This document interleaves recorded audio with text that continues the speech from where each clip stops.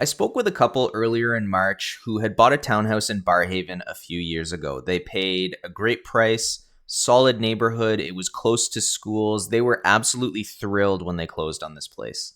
6 months after they moved in, they got a letter in the mail. There was a special assessment for north of $5,000. It was completely unexpected and it was due within 90 days.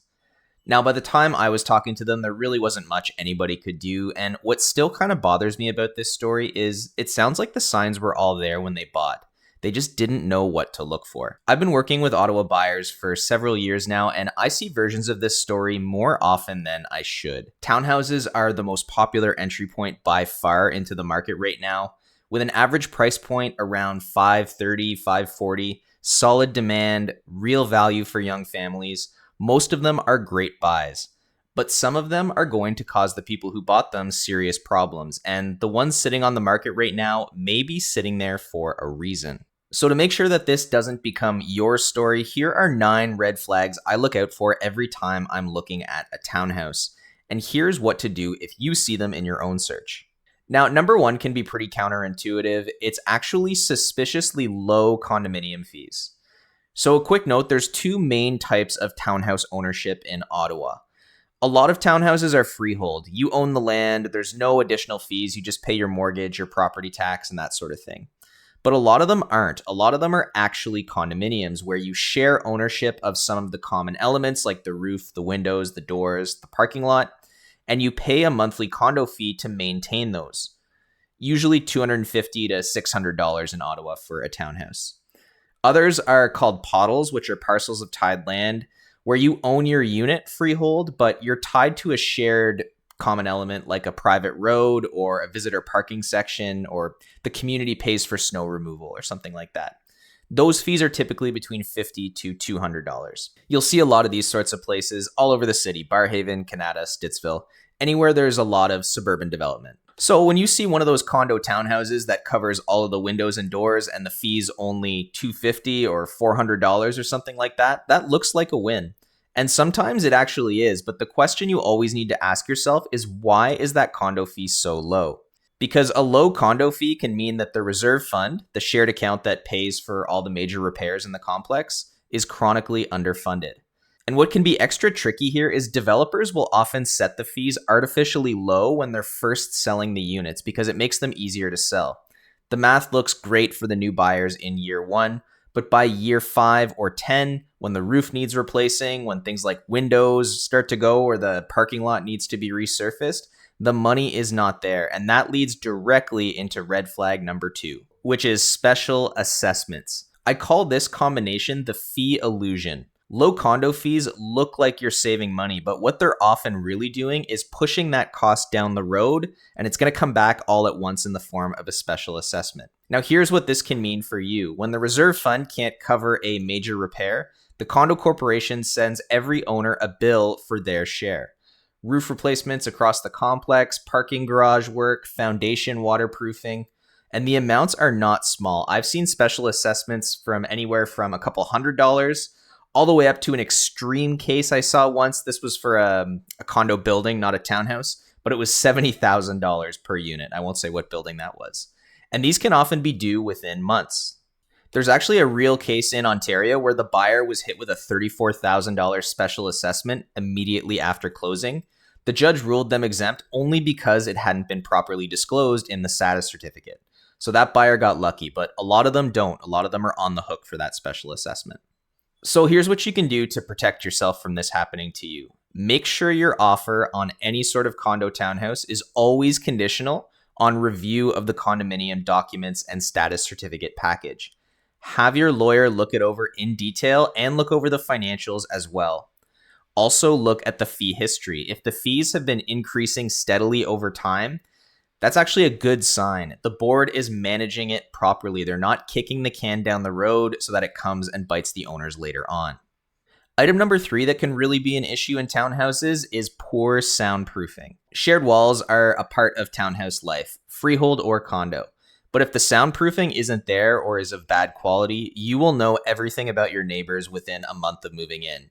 You'll know what kind of dog they have, how many kids they have, what their 11 p.m. TV habits are, and you'll probably know what time they get up when you hear their alarm go off in the morning. I've had clients move specifically because of this issue. Not because anything was structurally wrong, not because they didn't like the neighborhood or the people, but because they just couldn't handle the constant noise. And the problem is, it's very hard to test this during a showing, especially if you're going during times of day where people aren't home.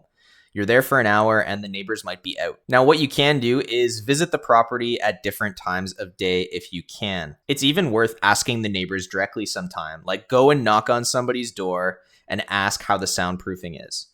Most people will tell you the truth. And have your inspector pay specific attention to the party wall construction when you're doing your inspection. If there's nice thick walls and proper insulation, these things can make a real difference. The other thing to consider here is the resale angle. If noise is noticeable during showings when buyers walk in, it doesn't matter how nice everything else is. It doesn't matter how well it's staged. Sound is one of those things that once you notice it, you don't stop noticing it. Red flag number 4 is awkward or impractical layouts. Square footage on paper is not the same as square footage that actually works. I've walked through townhomes in Ottawa where the number looks fine on paper, but the lived experience is frustrating from day one. What I keep seeing, especially in some of the newer builds, is where developers are maximizing lot density. Long, narrow main floors that feel like a hallway, kitchens tucked into a back corner with no natural light, weird landings that eat into your square footage but don't really contribute anything to your day-to-day life or your floor plan. Main living areas that are so tight that your couch barely fits. You can make it work, but you'll get tired of it. And at resale, buyers are probably going to notice this too. Layout is one of the things that you can never really fix. You can renovate, paint, upgrade every finish, but you can't really move where the kitchen is very easily. So what to do about this one is get a copy of the floor plan before you're showing if you can, and just think about whether or not this is going to work for you. Also, take your time when you're walking through the property itself. Don't just fixate on the nice finishings and that sort of thing. Walk through it, imagine yourself going through your day-to-day life, and get an idea of this if this is really going to function for you. The other thing I normally tell people when they're buying townhouses is if you can stretch it to 3 bedrooms, even if you don't feel like you need that right now, that suits a lot more lifestyles. So buy a 3-bedroom rather than a 2 if you can. Number 5 is an annoying parking situation. 2 separate problems here, and both catch people off guard sometimes at closing. First, you want to find out where your own parking is. A lot of entry-level Ottawa townhomes come with 1 spot. And if you have 2 cars, where does that second one go? Is there street parking available? Are you able to rent another spot? You want to find this out before you purchase. The second is visitor parking. In Ottawa's newer suburban communities, I see this a lot in places like Canada, Orleans, and Barrhaven. Visitor parking is frankly completely inadequate compared to the number of units. Your friends come for dinner and spend 20 minutes circling the parking lot before they have to park on the street, like on the other side of the complex. There's one specific complex that I know in Canada where they actually plow in the winter all the snow into the biggest bank of visitor parking spots because there's nowhere to put it. So there's adequate visitor parking in the summer, spring, and fall, but in the winter, it's very, very difficult to find visitor parking. It sounds minor and like something that you could deal with in theory, but especially in the winter when it's your day-to-day, it does become a problem. Number 6 is somewhat related, but it's an aging parking garage. Now, a parking garage is one of the best features a townhouse in Ottawa can have if there's shared parking. Anybody who's scraped ice off the windshield at 7 a.m. in February knows exactly what I'm talking about. But an older parking garage can be a money pit if you're not careful. And it's one of the main drivers of special assessments in pre-2000 buildings. Concrete deteriorates, water starts getting in, and the repairs are expensive. Resurfacing, waterproofing, structural work that can have an impact on the foundations of the units. If the reserve fund study shows significant garage work on the horizon and the fund isn't there, you're heading straight back to red flag number 2, special assessments. One other practical point to keep in mind is a lot of older parking garages in Ottawa weren't designed with modern vehicles in mind. They'll have really tight turning radiuses, low clearance, and if you drive like a full-size SUV or a pickup truck, go with your vehicle and check the entrance before you fall in love with the unit. It could be a big problem if you don't realize this before you move in.